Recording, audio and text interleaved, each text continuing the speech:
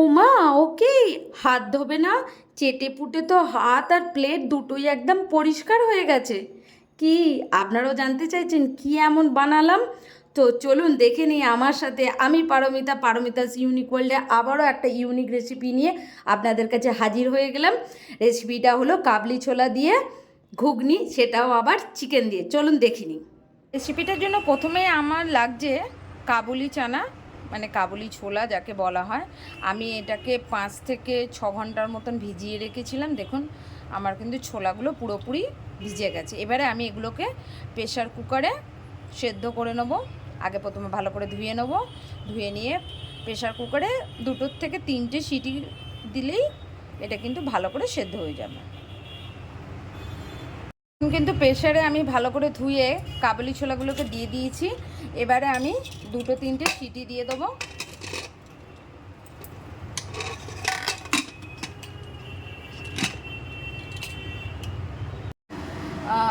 ছোলাটা সেদ্ধ হতে দিয়ে দিয়েছি। এখন আমি নিয়েছি এতে কিছুটা চিকেন। আর এটা চিকেনের কিন্তু একদম যেগুলো ওই কিমা পিস হয় সেগুলো নয়, আমি চিকেনের কিন্তু ছোট ছোট পিস করে নিয়েছি, যেগুলো সলিড পিস হয়। আর কিছু বোনস আছে যেগুলো একদম ছোট বোনস, আর সেগুলোকে আমি কিন্তু ছোট ছোট পিস করে রেখেছি।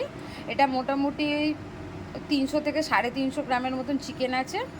আর এখানে আমি 3টের মতন পেঁয়াজ বড় সাইজের ছোট করে কুচো করে রেখে দিয়েছি। এবারে আমি কড়াইতে তেল দেবো। তেল দিয়ে আমি পেঁয়াজটা ভেজে নেব। এখন কিন্তু তেলটা আমার গরম হয়ে গেছে। এর মধ্যে আমি দেবো কিছু গোটা জিরে, আর দেবো কতগুলো দারুচিনি আর ছোট এলাচ, আর দেবো কটা লবঙ্গ।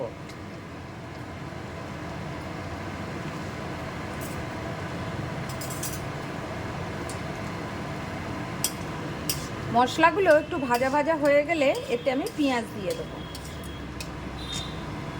গরম মশলাগুলো বেশ ভাজা হয়ে গেছে। এবারে আমি পেঁয়াজ কুচিগুলো দিয়ে দিচ্ছি।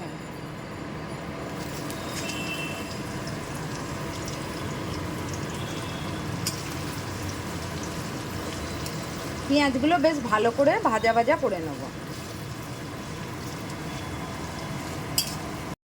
কাবলি ছোলাগুলো সেদ্ধ হয়ে গেছে, দেখুন বেশ ভালোই হয়ে গেছে। এবারে কিন্তু আবার যেহেতু মাংসের সাথে একটু কষবো, সেই জন্য আমি খুব বেশি সেদ্ধ করিনি। আর সেদ্ধ করা জলটাও কিন্তু আমি রেখে দিয়েছি, পরে এটা ইউজ করব। এখন কিন্তু পেঁয়াজটা আমাদের বেশ ভাজা ভাজা হয়ে গেছে। এর মধ্যে আমরা দিয়ে দেবো 3টের মতন ছোট টমেটো কুচি দিয়ে এটাকে ভালো করে কষবো।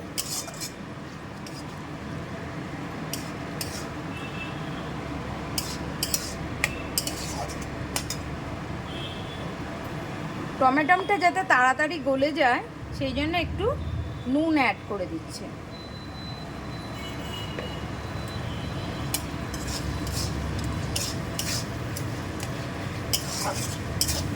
টমেটোটা একটু গলে এলেই এর মধ্যে আমরা দিয়ে দেবো আদা রসুনের পেস্ট। এখন কিন্তু আমরা এর মধ্যে অ্যাড করে দেবো আদা রসুন বাটা। এটা 2 টেবিল চামচের মতন আছে। দিয়ে এটাকে ভালো করে কষাতে থাকবো যতক্ষণ না পর্যন্ত আদা রসুনের কাঁচা গন্ধটা চলে যায়। এখন কিন্তু মশলাটা বেশ ভালো করে কষানো হয়ে গেছে, দেখুন তেল ছেড়ে এসেছে। এই সময় আমি কিছুটা মশলা অ্যাড করব। আমি দিচ্ছি 1 চামচ মতন হলুদ গুঁড়ো,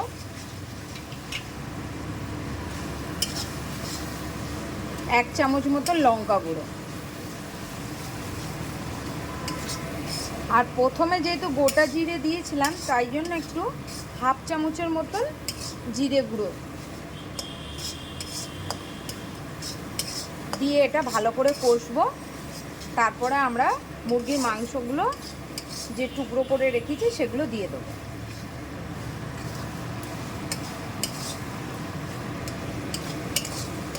এখন মাংসগুলো পুরো দিয়ে দেবো, দিয়ে কষবো।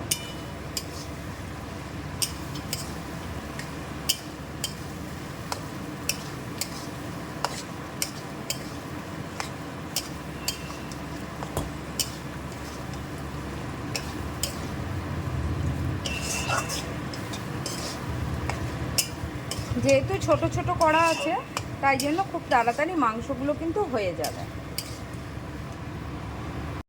এখন কিন্তু চিকেনটা দিয়ে বেশ অনেকটা জল বেরিয়েছে, আর দেখুন চিকেনটা কিন্তু আমার ভালো করে সেদ্ধ হয়েও এসছে, আর কষাটাও কিন্তু হয়ে গেছে।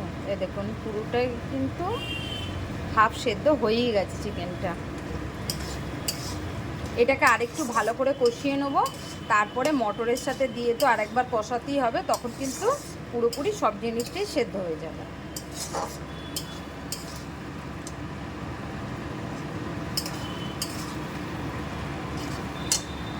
আমরা দিয়ে দেবো 1 চামচ মতন আমচুর পাউডার। এটা অপশনাল, আপনারা চাইলেও দিতে পারেন, না চাইলেও নাও দিতে পারেন, কিন্তু আমার কিন্তু টেস্টটা বেশ ভালোই লাগে, তাই দিয়ে কিন্তু আমি এটা একটু কষিয়ে নিচ্ছি। মোটামুটি দেখুন আমার কিন্তু চারপাশ থেকে তেল ছেড়ে এসেছে কষানোটা, দেখতেই পাচ্ছেন। এবারে কিন্তু আমি মটরগুলো দিয়ে দেবো।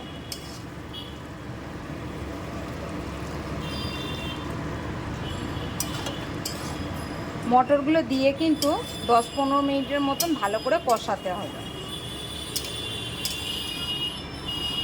এখন কিন্তু আমাদের ঘুগনিটা বেশ ভালো মতনভাবে কষানো হয়ে গেছে। এখন আমি দিয়ে দেবো কতগুলো কাঁচা লঙ্কা। ঝালটা আপনারা যে যা পছন্দ মতন দেবেন, যে যতটা খেতে পছন্দ করেন। আর আমি প্রথমে অল্প একটু নুন দিয়েছিলাম, আর একটু নুন লাগবে।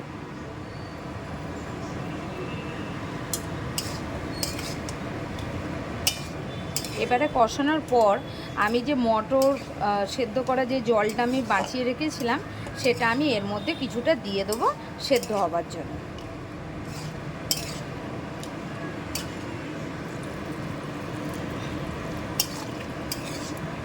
ঘুগনি কিন্তু একটু বেশ ঝোল ঝোল হলেই ভালো লাগে, তবে খুব বেশি ঝোল হবে না, একটু মাখা মাখা হবে।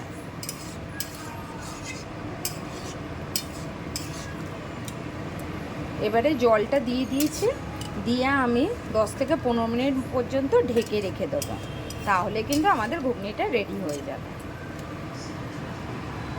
এখন কিন্তু ঘুগনিটা আমাদের একদম রেডি হয়ে গেছে। এখন এই মুহূর্তে আমরা দিয়ে দেবো একটু গরম মশলা।